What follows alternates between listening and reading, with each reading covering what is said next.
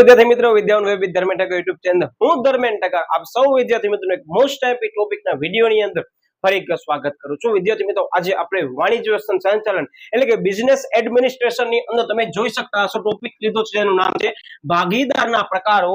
બરાબર, ધ્યાનપૂર્વક પરીક્ષા અંદર ટોપિક પૂછાય છે તો બે વાર પ્રશ્ન વાંચજો. શા માટે સાહેબ? હા, તમે લાઈટ થઈ ગઈ, ઘણા મારા વિદ્યાર્થીઓને સ્ટ્રાઇક પણ થઈ ગઈ કે હા સાહેબ, અમે પરીક્ષાની અંદર વર્તમાન સમયમાં તો ભૂતકાળમાં એક મોટી મિસ્ટેક કરી હતી કે સાહેબ લોંગ ક્વેશ્ચન ની અંદર પૂછાણા હતા ભાગીદારના પ્રકારો અને સાહેબ અમે સમજાવી આવ્યા છે ભાગીદારીના પ્રકારો. તમે જોઈ શકતા હશો માત્ર એક જ શબ્દ છે, પણ વિદ્યાર્થી મિત્રો એ એક શબ્દ લખવાના કારણે તમારો સમગ્ર પ્રશ્નનો જવાબ બદલી શકે છે. હું એટલે જ વારંવાર મારા વિડીયોની અંદર શરૂઆતમાં જ કહી દઉં છું કે જે વિદ્યાર્થી અમારો વિડીયો જોવે છે અને ભેગો પ્રશ્નો વાંચે છે એના માટે વાણિજ્ય સંચાલન તેમજ દરેક થિયરી ટોપિક સાવ ઈઝી લાગશે જ. કારણ કે ઘણા લોકોને અનુભવ થઈ ગયા છે ને મે બી ઘણા લોકો ન થયા તો ખાસ કાળજી રાખજો. કારણ કે આના જેવો હજી એક પ્રશ્ન જેનું નામ શું છે? ભાગીદારી પેઢીના પ્રકારો. ઇવન હજી એક પ્રશ્ન છે ભાગીદારીના ફાયદા, મર્યાદા, લક્ષણો અને અર્થ આપો. તો એનો પણ મેં વિડીયો અપલોડ કરી દીધો છે વિદ્યાર્થી મિત્રો કે આ ચેપ્ટરની અંદર જે મોસ્ટ ટાઈમ બે ટોપિક છે હું રિપીટ કરી દઉં છું કે આ ચેપ્ટરમાંથી આ ચાર ટોપિકને ભૂલવાનું નથી. સૌથી પહેલો યસ વ્યક્તિક માલિકી, આખો વિડીયો મુકાઈ ગયો છે. પછી યસ તો કે ભાગીદારી, અને ત્રીજો અત્યારે આપણે ભણી છે ભાગીદારના પ્રકારો. પછી ભાગીદારી પેઢીના પ્રકારો અને હજી એક મુદ્દો બચ્યો કયો? Yes Hindu undivided family, Hindu અવિભક્ત કુટુંબ જે પ્રશ્ન છે. આ ચાર માંથી ફિક્સ છે વિદ્યાર્થી મિત્રો, એક આવશે જ. અને પ્રથમ કસોટીની અંદર અથવા તો દ્વિતીય કસોટીની અંદર અથવા તમારી એકમ કસોટીની અંદર વિદ્યાર્થી મિત્રો મારો શબ્દ યાદ રાખજો કે આ ચેપ્ટરમાંથી લોંગ ક્વેશ્ચન પૂછવાની સંભાવના પૂરેપૂરી રહેલી છે. કારણ કે ચેપ્ટરનો વેઇટેજ આપણે જોવા જઈએ તો માત્ર પ્રથમ કસોટીની અંદર 12 ગુણનો છે. તો 12 ગુણમાં આવા કોઈ પણ પ્રશ્નો મારી દ્રષ્ટિએ ઓપ્શનમાં ન મુકાય. હું એટલો જ કહી દઉં છું કે મેં આગળ આઈએમપી નો વિડીયો અપલોડ કરી દીધો છે. હું ફરીથી તમને એક રિમાઇન્ડર આપી દઉં. ચેપ્ટર નંબર 1, ચેપ્ટર નંબર 3 અને ચેપ્ટર નંબર 5 જે તમે જોઈ રહ્યા છો, આ ત્રણ ચેપ્ટર એકદમ વ્યવસ્થિત કરી લીધા વિદ્યાર્થી મિત્રો. તમે ધાર્યા છે એટલા માર્ક્સ આ ત્રણ ચેપ્ટરની અંદર પૂરા કવર કરી શકશો. એટલે ખાસ આ વિદ્યાર્થી મિત્રો ત્રણે ચેપ્ટર જોઈ લીધું તેમજ આઈએમપી નો વિડીયો હજી કદાચ જોવાનું બાકી રહી ગયું હોય એવું બની શકે છે, તો ખાસ જોઈ લેજો. બરાબર, ઓકે. યસ, હવે આ ટોપિક ની અંદર તમે બોર્ડ ઉપર જોઈ શકતા હશો કે મેં તમામ પ્રકાર લઈ લીધા છે એક્સેપ્ટ 1. બરાબર, હું તમને પછી કહેવાનું છું કે કયો પ્રકાર નથી લીધો એન્ડમાં, કારણ કે સાવ ઈઝી છે ને બહુ કામનો મુદ્દો છે. વિદ્યાર્થી મિત્રો, આ તમે જોઈ શકતા હશો દરેક પ્રકારની મેં એક વિશેષ સ્વરૂપે તમારા સમક્ષ રજૂ કરવાનો પ્રયત્ન કર્યો છે કે જેની અંદર વિદ્યાર્થી મિત્રો તમે જોતા હશો તફાવત જેવું લાગશે, પણ હા તફાવત તો નથી જ. હા, કદાચ આવે તો તમને વાંધો નહીં આવે, કારણ કે મેં બનાવ્યું છે એવી રીતે છે કે મારો વિડીયો આજે વિદ્યાર્થી જોઈને જશે ને એના માટે 1 માર્કનો પ્રશ્ન અહીંયા થઈ જશે, 2 માર્કનો પ્રશ્ન પણ અહીંયા થઈ જશે, તેમજ 3 અને 5 માર્કનો પ્રશ્ન તમને બોર્ડ ઉપર દેખીતી રીતે દેખાય છે પ્રકારો. હવે જનરલી વિદ્યાર્થી મિત્રો જો આ પ્રશ્ન એમ સમજી લો કે 1 ગુણ કે 2 ગુણમાં નથી આવતો કે કદાચ 3 ગુણમાં નથી આવતો વિદ્યાર્થી, તો 5 ગુણમાં આવી શકે છે. અને કારણ તમને બધાને ખ્યાલ છે શા માટે? હા સાહેબ, અહીંયા ઘણા લોકો મિસ્ટેક કરીને ભાગીદારી પેઢીના પ્રકારો સમજાવી આવે છે અને ઘણા વિદ્યાર્થીઓ પ્રશ્નો વાંચતા નથી, ઘટન અલગ કરે જેના કારણે પ્રશ્નનો જવાબ ખોટો પડી શકે છે. તો હવે તમે આ વિડીયો જોવો છો ને તો પૂરા માર્ક્સ લઈને જ આપણને આવવાનું છે. પરીક્ષામાં પ્રશ્ન પૂછ્યા છે તો ધ્યાનપૂર્વક આ મુદ્દાને સમજવાનો છે. હું શરૂઆતમાં કહી દઉં છું વિદ્યાર્થી મિત્રો કે અને ગોખતા નહીં, સમજશો તો બહુ મજા આવશે. અને આપણે એવી રીતે સમજવાના છીએ કે તમે ભૂલવાની ટ્રાય કરી હશે ને પરીક્ષામાં, હા સાહેબ ઉદાહરણ આપ્યું હતું યાદ આવી ગયું, આમ તમને પ્રશ્ન હું યાદ કરાવી દઈશ, ગેરંટી છે. પણ છેલ્લે સુધી વિડીયો જોજો, જે મેઇન અમુક કીવર્ડ્સ કીધા છે એને ધ્યાનમાં લેજો, છેલ્લે તમને કહેવાનો જ છું. ઓકે, સૌથી પહેલા તમને કીધું દરેક ભાગીદારનો અર્થ કરી લો. બરાબર, સૌથી પહેલો મુદ્દો જ મેં રાખી શું છે? અર્થ છે. જો જેની અંદર શું કહે છે તો કે સક્રિય ભાગીદાર, ઇંગ્લિશમાં શું કહે છે બેન? Active partner. નામ એવા એના લક્ષણ. એક્ટિવ એટલે શું સાહેબ? સક્રિય હશે. કઈ રીતે સક્રિય?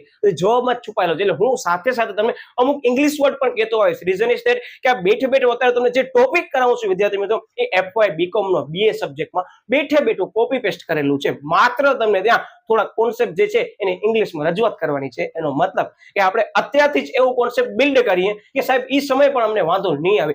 સમજેલું હશે તો મજા આવશે. એટલે ખાસ ધ્યાનપૂર્વક સમજજો. સક્રિય ભાગીદાર જેને એક્ટિવ પાર્ટનર તરીકે ઓળખવામાં આવે છે ઇંગ્લિશની અંદર. ઓકે, ભાગીદારી કાયદા મુજબ ભાગીદાર બને છે. અમુક વર્ડ મેં કીવર્ડ્સ એટલે શોર્ટમાં લાગશે કે ભાગીદારી કાયદા મુજબ ભાગીદાર બને છે. કે ભાગીદાર કેવી રીતે બને? સાહેબ બેઝિક વસ્તુ છે, ભાગીદાર જે છે ભાગીદારી પેઢીનું અસ્તિત્વ જે છે એ જનરલી સાહેબ 1932 ભાગીદારી કાયદાને ધ્યાનમાં લઈ અને કરવામાં આવે છે ને કરાર કરવામાં આવે છે. તો ભાગીદારનું અસ્તિત્વ શેને ધ્યાનમાં લઈને આવશે? સાહેબ ભાગીદારી કરારને ધ્યાનમાં લઈને આવશે. મતલબ આમ આપણે સમજશો તમારો ભેગો એક માર્ક પ્રશ્ન અહીંયા થઈ જશે. ઓકે યસ, ભાગીદાર બને છે અને સંચાલનમાં સક્રિય ભાગ લેશે. તમે જોઈ શકતા હશો જે અર્થ છે ને એ જેનો મેઇન કીવર્ડ્સ બની ગયો અને એ જેનો મેઇન પોઈન્ટ્સ છે. મતલબ પોઈન્ટ્સ આવડી ગયો, અર્થ આવડી ગયો અને કીવર્ડ્સ તમારો યાદ રહી ગયો. શું કહે છે ધ્યાન આપજો? સક્રિય ભાગીદાર એટલે સાહેબ કાયદા મુજબ ભાગીદાર બનશે. બીજો સાહેબ એ સંચાલનમાં કેવો ભાગ લેશે? સાહેબ એનું નામ જ છે સક્રિય. સક્રિય રીતે ભાગ સંચાલનમાં લેશે. ઓકે, તો હવે એના પછી પોઈન્ટ આવે છે, ધ્યાન રાખજો. શું કે છે એની અંદર? તો કે નફા નુકસાનમાં પણ હિસ્સો લેશે. શું કામ? તમને પ્રશ્ન થવો જોઈએ. અત્યારે તમને કોઈ ભાગીદારી પેઢી અંદર એમ કે છે તું એક્ટિવ પાર્ટનર છો, તો શું કહેશો તમે એની? બીજો જવાબ, ભાઈ મને આની અંદર સંચાલનમાં ભાગ લેવાનો છે. ત્રીજો શું કહેતો? મને આની અંદર નફા નુકસાનનો ભાગીદાર પણ બનવાનો છે. આમ પ્રશ્ન પૂછજો તો બહુ મજા આવશે. જેને શેના તરીકે ઓળખવામાં આવે છે? એક્ટિવ પાર્ટનર એટલે કે સક્રિય ભાગીદાર તરીકે ઓળખવામાં આવે છે. મતલબ નફા નુકસાનમાં એનો હિસ્સો રહેલો હશે. બરાબર. Okay, then last but not least શું કહે છે કે અન્ય ભાગીદારનો એજન્ટ ગણાશે. શા માટે? સાહેબ 1932 ભાગીદારી એકદમની વ્યાખ્યા જ કે છે કાં તો બધા ભાગીદારો વતી એક ભાગીદાર અથવા બધા ભાગીદારો શું કરશે? સાહેબ સંચાલન કરશે. પણ સક્રિય ભાગીદાર સાહેબ એક હશે તો વિદ્યાર્થી મિત્રો સક્રિય ભાગીદાર જે છે એ પેઢીની અંદર તમામ બીજા રહેલા જે ભાગીદારો છે ને એના વતી એજન્ટ તરીકે કાર્ય કરશે. કઈ રીતે? તો કે તમને બધાને ખ્યાલ છે કે ભાગીદારી પેઢીના પ્રકારોમાં ઘણા બધા ભાગીદારો, કારણ કે 2 થી વધારે ભાગીદારો હશે તો વિદ્યાર્થી મિત્રો દરેક ભાગીદાર છે સંચાલન નહીં કરી શકે. બરાબર. કારણ કે પેઢીની અંદર યોગ્ય રીતે સંચાલન કરવા માટે કરી એક વ્યક્તિને તમે માનશો, એક કરતા વધારે વ્યક્તિને તમે માની શકવાના છો નહીં. તો વિદ્યાર્થી મિત્રો બધી બાબતો શું કહેવા માંગે છે? એ એમ જ કહે છે કે પેઢીની અંદર ભાગીદારી પેઢી જો ચાલુ છે તો એનું સંચાલન કરનાર વ્યક્તિ એક હશે અને એ સક્રિય પાર્ટનર તરીકે ગણાશે. અને સક્રિય પાર્ટનર છે એ બાકીના તમામ પાર્ટનરો શું કરશે? યસ સાહેબ એજન્ટ તરીકે કાર્ય કરશે. બરાબર. આવી રીતે યાદ બેઝિકલી રાખવાનું છે. પરીક્ષામાં ક્યાંય ઉદાહરણ લખતા નહીં પણ યાદ રાખવામાં જરૂરથી કામ આવશે. Okay yes. અને આ 3 મુદ્દા તમારા થઈ ગયા ક્લિયર. હવે આવે છે નિષ્ક્રિય ભાગીદાર. તો નિષ્ક્રિય ભાગીદાર એટલે શું? સાહેબ આનો ઓપોઝિટ જ થાય ને? હા, થાય ઓપોઝિટ. સક્રિય નો ઓપોઝિટ સાહેબ નિષ્ક્રિય. સાહેબ એક્ટિવ પાર્ટનર ઇંગ્લિશમાં કહેવામાં આવે તો નિષ્ક્રિય શું કહેવાય? Sleeping partner. હવે સ્લીપિંગ પર કઈ રીતે તમે ખાસ સમજજો. બરાબર. બહુ બેઝિક વસ્તુ છે પણ સમજીને આપણે એક એક મુદ્દો આગળ વધશું. શું કહે છે કે ભાગીદારી કરાર દ્વારા ભાગીદાર બને. હા સાહેબ આ તો મુદ્દો રિપીટ જ છે પણ ધ્યાન રાખજો અમુક મુદ્દામાં રિપીટ આવે છે એટલે. Okay yes.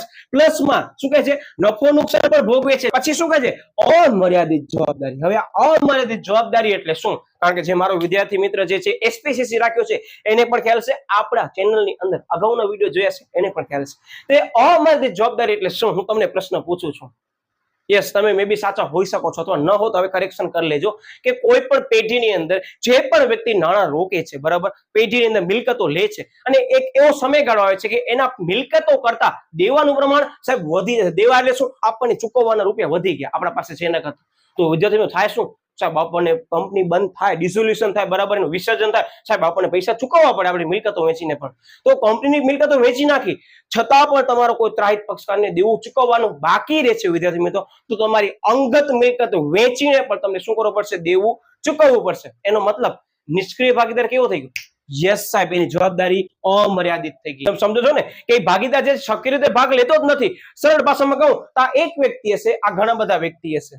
ખબર પડી ગઈ? કારણ કે બધા સંચાલન આગળ તો હશે પણ પીઠ પાછળ રહીને બાકી બધા કાર્ય કોણ કરતા હશે? સાહેબ આ નિષ્ક્રિય પાર્ટનર કરતા હશે. કારણ કે એમ સમજી લો કે કોઈ એક પેઢીની અંદર એમ સમજી લો કે 50 ભાગીદારો છે તો 50 ભાગીદાર થોડી સંચાલન કરશે સવારના ઉઠીને.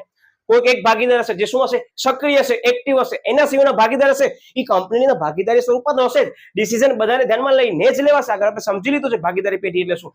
તો વિદ્યાર્થી મિત્રો આની અંદર ડિસિઝનને બધામાં વધુ ભાગ આ ભજવશે જ્યારે આ બધા ભાગીદારો છે નિષ્ક્રિય સુષુપ્ત અવસ્થામાં હશે પણ પેઢીના ભાગીદારો જ ગણાશે. બરાબર. એવું ન માનતો કે સાહેબ આ લોકો સુતા હશે ઘરે, નહીં સુતા હોય પણ સંચાલનમાં એનો ભાગ ઓછો હશે. એટલે શું કે છે આની અંદર એની જવાબદારી કેવી છે?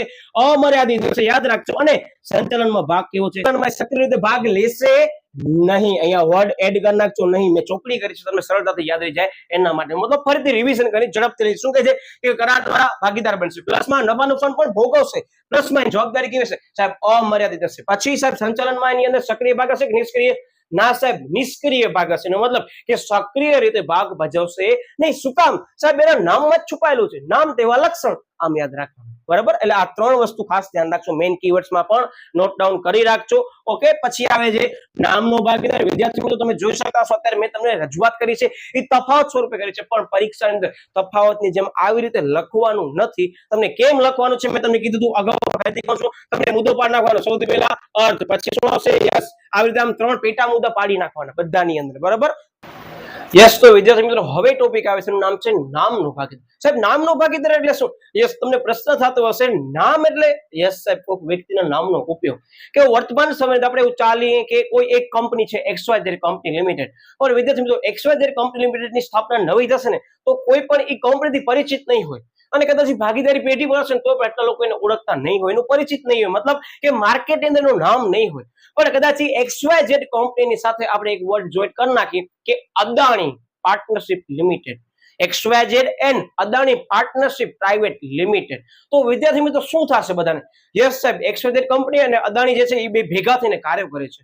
તો વિદ્યાર્થી મિત્રો આપણે અહીંયા શું ઉપયોગ કર્યો? માત્ર સાહેબ અદાણીના નામનો ઉપયોગ કર્યો. એમને એમ કરી શકશું ના, સૌથી પહેલા તમે એની પરમિશન લેવી પડશે. પણ વિદ્યાર્થી મિત્રો જો એ પરમિશન ઉપયોગ કરવાની છૂટ આપે છે અને તમે એને ભાગીદાર તરીકે લ્યો છો વિદ્યાર્થી મિત્રો, તો થશે શું? તો કે તમારી કંપનીનું નામ પ્રતિષ્ઠિત વ્યક્તિઓની યાદી સાથે જોડાઈ જશે કે ભાઈ XYZ company and Adani partnership limited એક કંપની છે જેની અંદર ગૌતમભાઈ અદાણીનું પણ સારું એવું યોગદાન છે.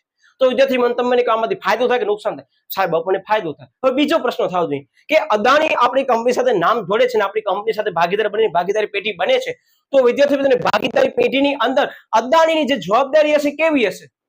સાહેબ અદાણીના નામનો ઉપયોગ કર્યો છે આપણે, તો એની જવાબદારી કેવી હશે? સાહેબ અમર્યાદિત હશે, કારણ કે એના નામનો પણ ઉપયોગ આપણે અહીંયા કરવાના છીએ. મિત્રો યાદ રાખજો કે જે પણ વ્યક્તિના નામનો આપણે ઉપયોગ કરીને નામનો ભાગીદાર બનાવીએ છીએ ને તો એની પર જવાબદારી કેવી બની જાય? સાહેબ અમર્યાદિત બની જાય. જસ્ટ ફોર એક્ઝામ્પલ, તમે કાલ સવારે ઉઠીને કહો સાહેબ તમે અમારી કંપની અંદર કામ કરશો, હું કહીશ ના નહીં કરું, તો ના સાહેબ તમે કરો ને, આમ શું કરો છો? તો શું કહીશ? એક કામ કરો, તમે મારા નામનો તમે ઉપયોગ કરી નાખો, હું તમારી કંપનીની અંદર એક્ટિવલી પાર્ટિસિપેટ પાર્ટનરશિપમાં કરી શકીશ નહીં. ખબર પડી ગઈ શું કીધું? યસ સાહેબ હવે મને ખબર પડી ગઈ, પણ મેં તમને શું કીધું ખબર? ભૂલી નહીં આપો. શું કામ? તમને અત્યારે ઘર જ છે નામની. એનો મતલબ કે કોઈ પણ વ્યક્તિને તમે આમ નામનો ભાગીદાર બનાવશો ને વિદ્યાર્થી મિત્રો, તો એ ફરજિયાત પ્રમાણે મૂડી લાવે કે ન લાવે પણ એની જવાબદારી કેવી હશે? સાહેબ અમર્યાદિત હશે, કારણ કે એના નામનો ઉપયોગ થાય છે. તો બસ મેં તમને જે સમજાવ્યું એ જ વસ્તુ આનામાં લખી દીધી. શું કહે છે કે હરીફાઈમાં ટકવા માટે કોઈ પ્રતિષ્ઠિત વ્યક્તિના પોતાના નામનો ઉપયોગ કરવા દે છે જેને નામના ભાગીદાર તરીકે ઓળખવામાં આવે છે. શેનો ઉપયોગ કરવા દે છે? સાહેબ પોતાના નામનો માત્ર ઉપયોગ કરવા દે છે. તો મૂડી લઈ આવી કે ન લઈ આવી ફરજિયાત હોય? સાહેબ ન હોય. હું ના કહી દઉં તમે મારા નામનો ઉપયોગ કરો, ગૌતમ અદાણી એમ કે સાહેબ એક કામ કરો, હું તમારા નામનો ઉપયોગ કરવા આપીશ પણ મૂડી આપીશ નહીં, તો શું કહેશું આપણે? ગૌતમભાઈ ભલે સાહેબ કાંઈ વાંધો નહીં, તમે મારા નામનો ઉપયોગ કરવા દો, અમારા માટે બહુ સારી બાબત કહેવાય. હું શું કહું તમે સમજી ગયા ને? હું એક્ઝામ્પલ એટલે અહીંયા લઉં છું વિદ્યાર્થી મિત્રો, પરીક્ષામાં તમને યાદ પણ નથી આવતું તો માત્ર એકવાર આ એક્ઝામ્પલને મેમોરાઇઝ કરજો, તમને એમ જ લાગશે યસ સાહેબ આ ઉદાહરણ આપ્યો તો એનામાં આપણે વાતચીત કરી હતી. ઓકે યસ, આ માત્ર નામનો જ ઉપયોગ કરવા દે છે, બરાબર. પેઢીની શાખમાંથી શું થશે? સાહેબ પેઢીની શાખમાં વધારો થશે. તો એવો કયા પ્રકારનો ભાગીદાર છે કે જેના કારણે પેઢીની શાખની અંદર વધારો થઈ શકે છે? યસ, નામના ભાગીદાર, બરાબર. ઓકે પાછું કે છે સાહેબ એની જવાબદારી કેવી છે? સાહેબ અમર્યાદિત જવાબદારી છે. શા માટે? હું તમને જસ્ટ ફોર એક્ઝામ્પલ કહું, તમને પોતે સ્ટ્રાઇક થશે કે ના સાહેબ તમારી વાત સાચી છે. અત્યારે તમે કોઈ પણ સમજી લો કે એકમ ચાલુ કર્યું છે, તમે કીધું સાહેબ તમે અમારા ભાગીદાર તરીકે જોડાઓ. મેં શું કીધું? શું કામ? તમે કીધું સાહેબ તમારું નામ બહુ સારું એવું છે. જસ્ટ ફોર એક્ઝામ્પલ, તમે પ્રતિષ્ઠિત છો સાહેબ, તો મેં કીધું ભલે ઓકે. પછી તમે શું કહેશો? સાહેબ મૂડી. હું કહીશ ભાઈ મને મૂડી લઈ નથી આવી. શું કામ? તમે મારો નામનો ઉપયોગ કરો, તમારા માટે પ્રતિષ્ઠા વધી ગઈ, માર્કેટની અંદર હરીફાઈમાં તમારું સ્થાન એમ છે કે સારા એવા લેવલ ઉપર આવી જશે. તો વિદ્યાર્થી મિત્રો આની અંદર ફાયદો કોને છે? સાહેબ જે ભાગીદારી પેઢી જોડાય છે એને પણ ફાયદો છે અને જે નવી પેઢી છે એનું નામ પણ કેવું છે? સાહેબ ઉપર આવે છે. તો વિદ્યાર્થી મિત્રો અત્યારે તમે મારા નામનો ઉપયોગ કરો અથવા ગૌતમ અદાણીના નામનો ઉપયોગ કર્યો તો એ વ્યક્તિની જવાબદારી કેવી બની જાય? સાહેબ એની જવાબદારી અમર્યાદિત બની જાય. શું કામ? કે એના નામના કારણે સાહેબ તમારી પેઢી જે છે આગળ વધી. ત્યારે એમ સમજો તમને પૈસાની જરૂર છે, તમે લોન લેવા ગયા, તમારી કંપનીના નામની સાથે જ અદાણી નામ લખેલું, શું થશે? યસ સાહેબ અમારી લોન ઝડપથી પાસ થઈ જશે. પણ એમાં ભેગા કોણ હશે? તમે બે જણા હશો, કારણ કે શું છે? ભાગીદારી પેઢી છે. એનો મતલબ કે એ જે અદાણી છે ને એ પણ દૂર નહીં જઈ શકે. એનો મતલબ એ જવાબદારીમાંથી છૂટો નહીં પડી શકે. એનો મતલબ કે કમ્પલસરી જવાબદારી કેવી છે? અમર્યાદિત છે. શું કામ? કે સાહેબ એને નામનો ઉપયોગ કરવા દીધો છે, એના નામના કારણે આપણી પેઢી બહુ આગળ વધી શકે છે. હવે તમને સ્ટ્રાઇક થઈ ગઈ. હું શું કામ ઉદાહરણ તમને કહું છું કે પરીક્ષાની અંદર ઘણા બધા વિદ્યાર્થીઓ આ બે વસ્તુમાં કન્ફ્યુઝન ક્રિએટ કરે છે. આ બે મુદ્દા ખાસ મોસ્ટ ટાઈમમાં ગણતરી રાખજો, કારણ કે મોસ્ટ ટાઈમ પ્રશ્ન એટલે છે. અને ત્રીજો આ પણ મોસ્ટ ટાઈમ. આ ત્રણમાંથી એક પ્રકાર વિદ્યાર્થી મિત્રો શોર્ટ ક્વેશ્ચનમાં આવી શકે છે. કારણ કે 5 માર્કમાં નથી દેખાતું, 3 માર્કમાં નથી દેખાતું, 2 માર્કમાં બિંદાસથી આ ત્રણમાંથી એક હોઈ શકે છે. મેં તમને કીધું શું કામ? કે ઘણા મિસ્ટેક કરે છે. કઈ રીતે આપણે આગળ અભ્યાસ કરવાના છે પહેલા સમજી લઈએ. યસ, માત્ર નામનો જ ઉપયોગ કરે જેના કારણે પેઢીની શાખમાં વધારો થાય છે અને ભાગીદારની જવાબદારી કેવી છે? સાહેબ અમર્યાદિત છે. જોઈ લો, આનામાં મુદ્દો રિપીટ, આનામાં પણ મુદ્દો રિપીટ. પછી શું કહે છે કે ભાગીદાર મૂડી લાવશે નહીં, ભાગીદારની અંદર મૂડી લાવશે નહીં. શું કામ સાહેબ? એ નામ છે મૂડી બરાબર છે. અત્યારે આપણી કંપની સાથે અદાણીનું નામ જોઈન્ટ થઈ જાય પાર્ટનરશિપમાં. સાહેબ આનાથી વધુ શું જોઈએ? કારણ કે વ્યક્તિનું નામ આવી ગયું ઓટોમેટિક આપણને શું થઈ જશે સાહેબ? મૂડી મળી શકે. શું કામ? પહેલી લાઈન, હરીફાઈમાં ટકવા પ્રતિષ્ઠિત વ્યક્તિના નામનો ઉપયોગ કર્યો. હવે ખબર પડી ગઈ નામનો ભાગીદાર તમને પરીક્ષામાં યાદ નથી આવતો, એમ જ કહીશ તમારી સામે જે પણ વ્યક્તિ ઉભો છે તમને ભાગીદાર બનાવી દેવાનો. સામે ઉભો છે, યસ વ્યક્તિ પ્રતિષ્ઠિત છે, યસ સાહેબ પ્રતિષ્ઠિત છે, એના નામનો ઉપયોગ કરશો આપણે ફાયદો છે. હા સાહેબ ફાયદો થશે, પણ એ વ્યક્તિ તમારી કંપનીમાં આવશે તો ફાયદો કોને છે સાહેબ? અમને ફાયદો છે, કારણ કે એ વ્યક્તિનું નામ કેવું છે સાહેબ? ઊંચી કક્ષા ઉપર છે, પ્રતિષ્ઠિત વ્યક્તિઓમાંનો છે. તો વિદ્યાર્થી મિત્રો આપણે એના પાસે મૂડી માંગી શકશું સાહેબ? થોડીક શરમ આવશે, પણ મૂડી માંગવી નથી. શું કામ? કે એના નામનો ઉપયોગ કરવો છે એ ઇનફ છે. એનો મતલબ મૂડી લઈ આવશે નહીં. પછી એનો નામ આપણી પેઢી સાથે જોડાય છે સાહેબ, એની જવાબદારી કેવી જશે સાહેબ? અમર્યાદિત થઈ જશે. એનો મતલબ કે આપણે કોઈ પણ ખોટું કામ કરશું ભાગીદાર તરીકે એના, તો એ પણ શું થશે? એને આપણા સાથે જોડાવવું પડશે, અને કદાચ આપણા દેવા વધી જશે તો પોતાની અંગત મિલકત વેચીને પણ શું કરશે? દેવા ચૂકવશે. એનો મતલબ હવે તમે સમજી શકતા હશો કે પ્રેક્ટિકલી જ આપણે યાદ રાખવાનું છે.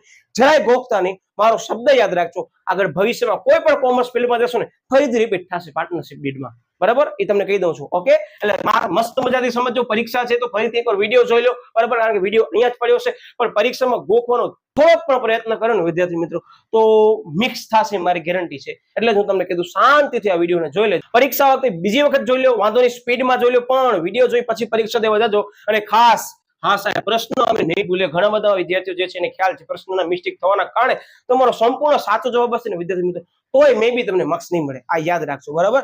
ઓકે, પછી આવજો માત્ર નફાનો ભાગીદાર. સાહેબ નામ તેવા લક્ષણ છે, યસ નામ તેવા લક્ષણ છે, માત્ર નફો જ મેળવશે. કઈ રીતે જોવો? કે ઈચ્છાની અંદર કે ખાસ આવડત, જ્ઞાન કે અનુભવનો લાભ લેવા તેને ભાગીદાર બનાવશો. રિપીટ કરી દો. અહીંયા શું હતો સાહેબ? અહીંયા તો માત્ર પ્રતિષ્ઠિત વ્યક્તિ હતો, હરીફાઈમાં ટકવા માટે આપણે નામનો ઉપયોગ કરો. અહીંયા શું કહે છે સાહેબ? એની ખાસ આવડત, જ્ઞાન તથા અનુભવનો લાભ લેવા તેને ભાગીદાર બનાવવામાં આવશે. અહીંયા માત્ર ભાગીદારના નામનો ઉપયોગ કરવામાં આવશે. અહીંયા વ્યક્તિને ભાગીદાર બનાવવામાં આવશે અને એક્ટિવલી પાર્ટિસિપેટ થવું પડશે. સરળ ભાષામાં કહો તમે મારા નામનો ઉપયોગ કરશો ને તો હું મૂડી નહીં લઈ આવું, ભલે મારી જવાબદારી અમારી થશે, પણ તમે મને ભાગીદાર બનાવશો તો શું થશે વિદ્યાર્થી મિત્રો? હું માત્ર નફાનો જ ભાગીદાર બનીશ. એનો મતલબ કે હું નામનો ઉપયોગ કરવા દઉં, હું તમારો ભાગીદાર બની જઈશ. તમારી જે પણ પેઢી ચાલુ હશે એનામાં હું આવી ઇન્વોલ્વ થઈ જઈશ. કારણ કે મારા પાસે શું રહેલી હશે સાહેબ? આવડત રહેલી હશે સાહેબ, તમારા પાસે જ્ઞાન રહેલું છે, તમારા પાસે અનુભવ છે, એનો લાભ લેવા અમે તમને ભાગીદાર બનાવશું. તો ફરી પાછો એ જ પ્રશ્ન, તો કે નામનો ભાગીદાર છે એ મૂડી નથી લઈ આવતો, પછી આ ભાગીદાર મૂડી લઈ આવશે? ના સાહેબ નહીં લઈ આવે. આપણી વ્યક્તિની જરૂર છે આપણી પેઢીની અંદર. એટલે શું થશે અહીંયા? યસ સાહેબ આની અંદર મૂડી લાવે કે ન લાવે પણ નફામાં ભાગ લઈને હાલ્યો જશે. તો કે જે નામનો ભાગીદાર છે તમને નામનો ઉપયોગ કરવા આવશે, જે નફાનો ભાગીદાર હશે એ તમારી પેઢીની અંદર આવશે, તમારા સાથે કાર્ય પણ કરશે, મૂડી એક પણ રૂપિયો નહીં લઈ આવે પણ માત્ર તમારા નફાની અંદર ભાગ લેશે. સરળ ભાષામાં કહું તમે નામનો ઉપયોગ નહીં કરો, એ વ્યક્તિનો ઉપયોગ કરશો, કારણ કે એના પાસે વ્યવસ્થિત જ્ઞાન છે, એના પાસે વિશિષ્ટ લાયકાત રહેલી છે, એના પાસે અનુભવ રહેલો છે, તો એ અનુભવનો લાભ લેવા આપણે ભાગીદાર બનાવશું એને. અને વિદ્યાર્થી મિત્રો એ નુકસાનનો ભાગીદાર બનશે નહીં, મારો શબ્દ યાદ રાખજો. એટલે જ નામ શું કે છે? નફાનો ભાગીદાર. એટલે જો મુદ્દો શું કે છે? નુકસાનમાં ભાગ લેશે નહીં. એનો મતલબ હવે તમે સમજી ગયા સાવ બેઝિક વસ્તુ કે અત્યારે તમે મારા નામનો ઉપયોગ કરશો તો વેલ એન્ડ ગુડ, તમે અત્યારે અદાણીના નામનો ઉપયોગ કરશો તો વેલ એન્ડ ગુડ, પણ અદાણીની ભાગીદારી પેઢીની અંદર બેસાડી એનો અનુભવનો લાભ લેશો તમે વિદ્યાર્થી મિત્રો, તે નુકસાનમાં તમારો ભાગ લેશે નહીં. એનો મતલબ એ નુકસાન ચૂકવવા માટે જવાબદાર નથી. તેનો મતલબ વિદ્યાર્થી તમારો મેન્શન નથી, પણ એની જવાબદારી કેવી હશે? ના, અમર્યાદિત આની જવાબદારી હશે જ નહીં, કારણ કે સાહેબ માત્ર નફાનો જ ભાગ લેવાનો છે, મૂડી પણ લાવશે નહીં. એટલે જ હું તમને કહેતો હતો કે ઘણી વખત પરીક્ષામાં યાદ ન આવે તો તમને સામે રહેલા સુપરવાઇઝરના માત્ર નામનો ઉપયોગ કરવો છે તો સાહેબ મૂડી તો નહીં જ લઈ આવે. પછી જવાબદારી કેવી હશે સાહેબ? અમર્યાદિત હશે. શું કામ? કે એને આપણી પેઢીના નામ સાથે જોઈન્ટ કરી છે, નામના ઉપયોગ માટે કરી. પણ એ ભાગીદાર બેઠી તમારી પેઢીની અંદર આવી એના એક્સપર્ટાઇઝનો તમને લાભ આપે છે તો સાહેબ એનો નામનો નથી ઉપયોગ કર્યો સાહેબ, અમે એના કાર્યનો, એના જ્ઞાનનો ઉપયોગ કર્યો છે. તો સાહેબ એ માત્ર નફો જ લેશે, મૂડી નહીં લઈ આવે. અને જવાબદારી પણ કેવી હશે? અમર્યાદિત નહીં હોય. બરાબર? અહીંયા મેન્શન ન કરજો, પણ જવાબદારી અમર્યાદિત ન આવે. અને વિદ્યાર્થી મિત્રો નફા નુકસાનમાં ભાગ પણ લેશે, પણ કેનામાં? માત્ર સાહેબ નફામાં, નુકસાનમાં ભાગ લેશે નહીં. એટલે જ સાહેબ એને નફાનો ભાગીદાર તરીકે ઓળખવામાં આવે છે. પરીક્ષા અંદર ગોખતા નહીં, માત્ર સમજીને જજો. ગમે તેવો અઘરો પ્રશ્ન આવે વિદ્યાર્થી મિત્રો આવડી જશે, મારી ગેરંટી છે, પણ સમજેલો હોવો જરૂરી છે. ફરીથી વિડીયો જોઈ લેજો, રિવાઇન્ડ કરીને બે વચ્ચે શું તફાવત છે, કારણ કે બે ની અંદર ઘણા બધા વિદ્યાર્થીઓ મિસઅન્ડરસ્ટેન્ડિંગના કારણે ભૂલ કરી અને સમજૂતી ખોટી લખી આવે છે. હું છેલ્લે તમને સ્ક્રીનશોટ લેવાનો ટાઈમ આપવાનો છું, અત્યારે સ્ક્રીનશોટ લેવાની જરૂર નથી, અથવા આપણા સોશિયલ મીડિયાના માધ્યમોની વિદ્યાર્થી મિત્રો સમયને ધ્યાનમાં લઈ તમારી પરીક્ષાને ધ્યાનમાં લઈ હું થોડાક સમય બાદ આની પીડીએફ હું મૂકી દઈશ, એટલે ખાસ સોશિયલ મીડિયાના માધ્યમોમાં ન જોડાઓ તો ખાસ જોડાઈ જજો. યસ, એના પછી આવે છે વિદ્યાર્થી મિત્રો 5મા નંબરનો ભાગીદાર સગીર ભાગીદાર. હવે સગીર એટલે શું?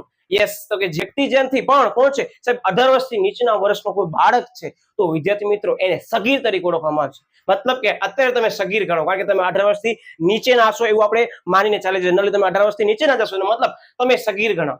તો વિદ્યાર્થી મિત્રો આનામાં એમ જ કે છે કે કોઈ પણ એક ભાગીદાર પેઢીમાં જોડાય છે, એને કાંઈક થાય છે, મૃત્યુ થઈ જાય છે, તો એના વારસદાર તરીકે શેનું નામ હશે સાહેબ? મે બી એના પુત્રનું નામ હશે. એનો પુત્ર જે છે એ 18 વર્ષથી નીચેનો હશે તો શેના તરીકે ઓળખાશે સાહેબ? એ સગીર તરીકે ઓળખાશે. એનો મતલબ શું કહે ખબર છે કે અત્યારે કોઈ વ્યક્તિ મૃત્યુ પામે છે અને એનો વારસદાર એનો પુત્ર છે અને એના પુત્રની ઉંમર વિદ્યાર્થી 18 વર્ષથી નીચે છે, પુખ્ત નથી, કેવો છે? સગીર છે. તો વિદ્યાર્થી મિત્રો એ ભાગીદાર કાયદાકીય રીતે ભારતીય કાયદા મુજબ એને કોઈ જગ્યાએ ભાગીદાર બનાવી શકાય નહીં. એનો મતલબ દેખી રીતે ભાગીદાર બની શું કામ કે એ વારસદાર છે, બરાબર, કે એના પિતાનું મૃત્યુ થાય છે તો એ ભાગીદાર બની શકશે પણ એક્ટિવલી પાર્ટિસિપેટ કરી શકશે નહીં, એની સહી ક્યાંય પણ માન્ય ગણવામાં આવશે નહીં. બીજું બેનિફિટ કે ભાગીદારો જે છે એની પેઢી પૂર્ણ થવા જઈ રહી છે અને ભાગીદારી પેઢી અંદર ભાગીદારનું પ્રમાણ કેવી છે? અમર્યાદિત છે વિદ્યાર્થી મિત્રો. તોય પણ એને ચૂકવવાની આવશે નહીં, એને પોતાની અંગત મિલકતો નહીં વેચવી પડે. શું કામ કે શું છે સાહેબ? સગીર ભાગીદાર છે. સંપૂર્ણ મુદ્દાને આપણે સમજી લીધું. શું કે છે ભાગીદારી કાયદા અનુસાર પુખ્ત વય ધરાવનાર જ વ્યક્તિ શું બની શકે છે સાહેબ? ભાગીદાર બની શકે. પુખ્ત વય એટલે શું? 18 પ્લસ ની એજ હોય એ વ્યક્તિ. ઓકે, જો કોઈ ભાગીદારનું મૃત્યુ પામે તો તેના સગીર બાળકને આ રીતે ભાગીદાર બનાવી શકાય. ક્લિયર છે? મેં તમને એક્ઝામ્પલ કીધું. ઓકે, યસ, સગીર ભાગીદારને પેઢીનું દેવું ચૂકવવાની અંગત જવાબદારી હોતી નથી. આ મોસ્ટ ટ્વિસ્ટેડ ટોપિક મેં તમને જે સમજાવ્યું કે આની અંદર ભલે છે એ ભાગીદાર પણ કેવું ભાગીદાર છે સાહેબ? એ સગીર ભાગીદાર છે. સગીર ભાગીદાર જે છે એ પોતાની અંગત મિલકત વેચી શકે નહીં, એને ધ્યાનમાં લઈ વિદ્યાર્થી મિત્રો એની જવાબદારી કેવી છે